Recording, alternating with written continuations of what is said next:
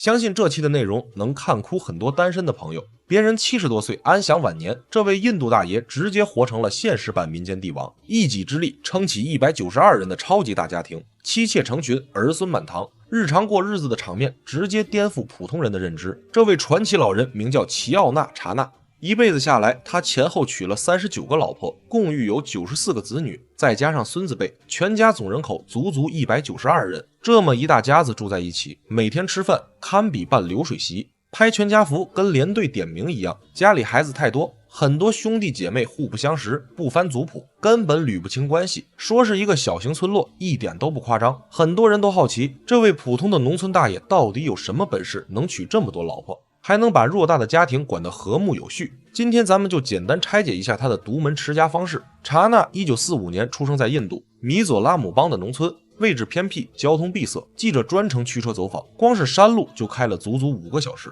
剛到村口就能看見2座雄獅猛虎的巨型石雕，這也是整個村子的地標，也直觀體現出查納在當地極高的地位和威望。村裡大多是破舊低矮的平房，唯獨他家是一棟4層豪華別墅，占地4000平米，上百個房間，是全村獨一份的豪宅。即便房間众多，可要容納近200人，日常生活依舊擁擠不堪。如今年過70的查納，狀態好的離譜，看着也就40多歲的模樣，精神飽滿，體態硬朗，能常年維繫30多段婚姻，打理繁雜家事，還能保持這樣的身體狀態，屬實讓人難以置信。採訪的女記者也問過查納2個問題，首先是應付39個老婆，精神和肉體上的需求有啥妙招？再一個就是如此高調的生活，會不會遭人嫉妒？面對疑問，查納十分自信，坦言嫉妒也是需要實力的。普通人娶1個老婆，家裡就吵吵鬧鬧，而他坐擁39位妻子，家裡依舊安穩和睦，這就是差距。 It's like me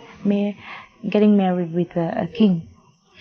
Everyone will like to be the wife of a king. 這話真不是他吹牛，他管家庭確實有一套堪比軍事化的精細方法，思路特別清晰。他給每位妻子都單獨安排專屬房間，還會按年齡劃分居住區域。年輕的妻子住得離主臥近，方便日常相處；年紀大的妻子安排在偏遠高層房間，從根源上減少爭執和矛盾。相處模式上，他也不搞古代帝王翻牌那一套，全程按需相處，哪位妻子有陪伴需求就主動過來，多人同時到訪就依次陪伴，只要身体允許都会一一兼顧。上了年紀後，為了避免透支身體，他定下3條鐵規，約束全家也約束自己。第一，他是家族唯一掌權人，所有家事必須聽他安排。第二，每位妻子每月最多同居1周，絕對雨露均沾，公平對待。第三，每晚最多4位妻子陪伴，把控頻率才能保重身體。正是這3條規矩，徹底杜絕了爭寵內鬥，讓大家庭長久和睦。可聊到這，咱們有一說一，每晚最多4名，居然還能保重身體。不得不說，每個種族都是有天賦的，但天賦之間亦有差距。當然，家裡能這麼安穩，最大功臣是陪伴查納最長時間的大老婆。作為正宮原配，他幾十年來盡心盡力打理家事，協調30多位妻子的關係，化解日常瑣碎矛盾，是整個家庭的定海神針。2人17歲自由戀愛結婚，早年間她就知道丈夫家族有一夫多妻的習俗，查納的父親就娶了7個老婆。可他沒想到，查納直接青出於藍，婚後瘋狂娶老婆，最巔峰的時候1年直接娶了10個。更離譜的是，查納60歲時還娶了一位25歲的嬌妻，這個小老婆的年紀甚至比他部分兒子還小。如今他的妻子年齡跨度極大，最大72歲，最小37歲，子女差距更是悬殊，大兒子52歲，最小的女兒才8歲，也因此鬧出了很多有趣的辈分亂象。年長的兒子比後媽年紀還大，也就是說，只按年齡計算的話，查納的小老婆得喊大兒子一聲哥，而查納的小女兒得喊大兒子一聲爺。總之輩分交錯混亂，外人根本理不清，兒孫滿堂，看似圓滿，實則全是甜蜜的煩惱。192人同住一起，日常瑣事繁雜無比，記者想要湊齊所有人，打算拍個照片都費勁，更別說記住每個孩子的名字。家裡光是晾衣繩就有上百米，每天伙食消耗更是嚇人，一頓飯要160斤大米，490個雞蛋。他家一頓飯的食材頂得上普通3口之家吃上3個月。為了方便管理，查納直接給所有兒孫編排專屬數字編號。他的兒子辛格是2老婆所生，